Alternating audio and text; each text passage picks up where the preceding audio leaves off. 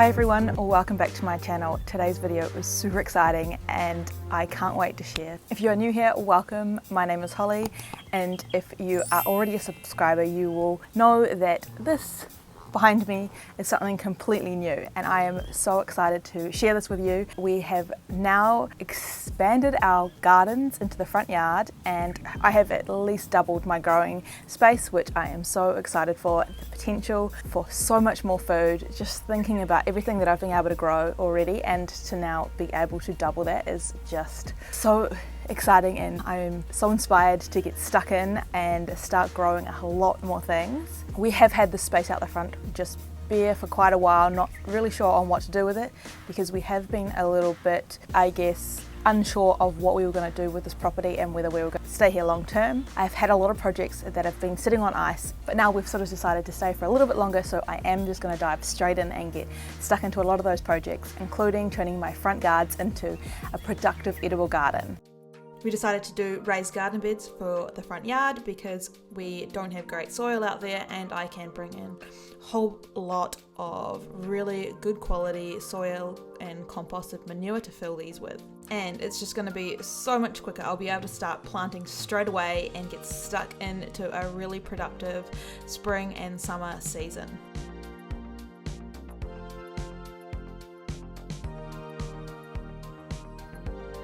How this all came to life, it was a bit last minute. We had the garden beds ready, but we hadn't really planned on when we were going to get the soil and all that sort of stuff. And then suddenly on one day, we just decided to do it. So we ordered soil for that same day, and it was a big rush to get it done because we had some rain coming. It was also the most hottest day we've had so far. It was over 30. It was sweaty. When I say we, Halen moved like, I don't know how many, at least I feel like 100 wheelbarrows of soil. Each one of these was at a minimum of 7 wheelbarrows to fill, and then we had heaps left over, so we've put it all in here. I've put fresh soil all in the back gardens, under all my fruit trees, topped up my pallet planters, topped up my pumpkin patch, and also on some of these fruit trees out the front here. Also given them a good feed of this new soil, which has heaps of compost and manure, lots of sheep manure in it. So all my gardens are now topped up, ready to go for a busy spring and summer season. We just had this garden bed here, and nothing really grows in it because it is undercover under the eaves and it gets a lot of shade. In winter and in summer it does get quite hot. Turn that into a berry garden and plant lots of berries, and then I'm going to lay down really thick cardboard and newspaper and mulch to try and stop the weeds. So we'll see how that goes. I have got the mulch as well, so we're going to mulch them. If you did watch my live when we planted the seeds, then these are those seeds that we planted.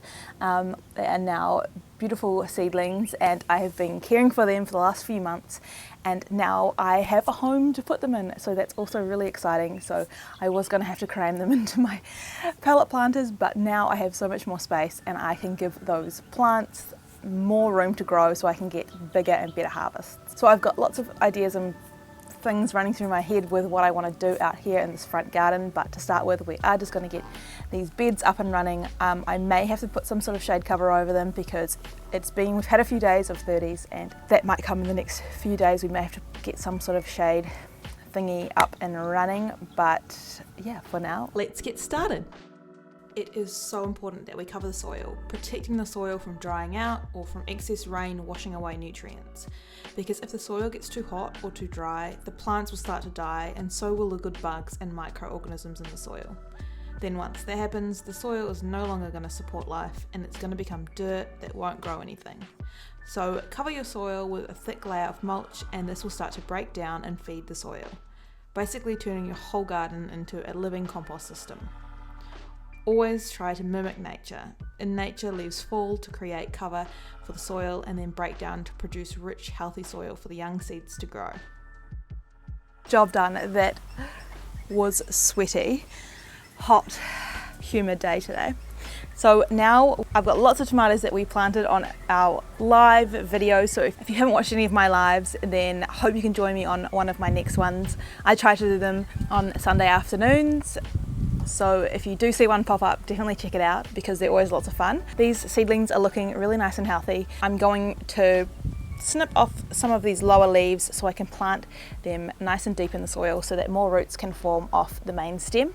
And if you haven't already, watch my tomato seedling video, because that's got heaps of tips on how you can get the most out of your tomato seedlings. Alright, so the mulch that I have chosen to use on my garden beds is a pea straw. It doesn't last as long as hay, but it does provide some nutrients into the soil. I used hay straw last season because that's all I could get my hands on, and I didn't love it. It did last quite a long time, but it doesn't actually supply a lot of nutrients back into the soil. So this year I've opted for the pea straw. I think over east sugarcane mulch is a lot more popular, but we can't really get it here in WA. So this is what I have chosen, and that'll help protect my soil from the harsh summer sun, because it is only spring and it is coming in hot. So for this garden bed, I'm going to mainly put in tomatoes, and then I'll fill in the gaps with edible flowers, basil, some other herbs, and maybe even a few radishes. I will also need to get some sort of structure for these tomatoes, whether I put in stakes or a trellis, so I'll do that over the next few weeks, but while they're still small, I've got a little bit of time. I've got my larger tomatoes in the middle of the bed, and then on the edges of the bed I have got a few of the smaller varieties, little cherry tomatoes. They'll be easy to grab.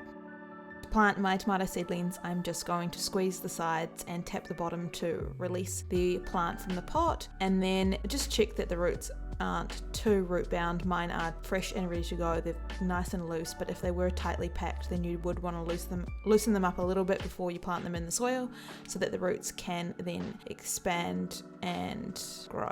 I like all my gardens to have heaps of diversity with plants, so I'm just going to pop these main ones in to get started, and then I will fill in the gaps with lots of different edible flowers and herbs to attract lots of pollinators to get a lot more tomatoes.